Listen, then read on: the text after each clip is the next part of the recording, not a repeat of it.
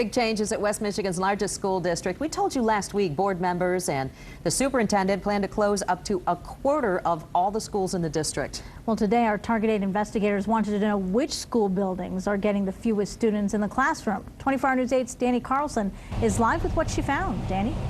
Yeah, Marley and Sue, there's a lot of different things to think about, but if you just look at percentages in terms of how many kids a school can hold versus how many actually go there, 2 of the district's high schools actually have the lowest percentage.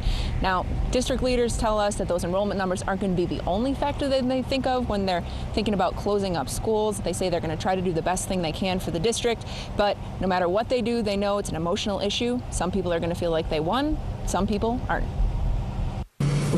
Superintendent Teresa Neal says she realizes making so many changes in such a short period of time is a risk, and she told us she knows there's a chance not everyone's going to stick with GRPS. I think people should give me a chance. I would like that. Give me a chance.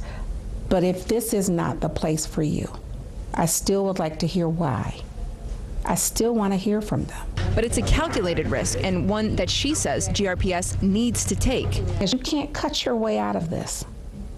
Changes are happening.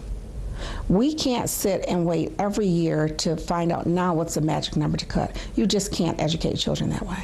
We need a plan. A plan, she says, to fight the declining enrollment GRPS has seen year after year, losing 30%, about 8,000 students within the past decade, meaning about half the schools in the district are between 40 and 70% full. I think that we have to help people understand if we have an empty building in a neighborhood, there is a reason.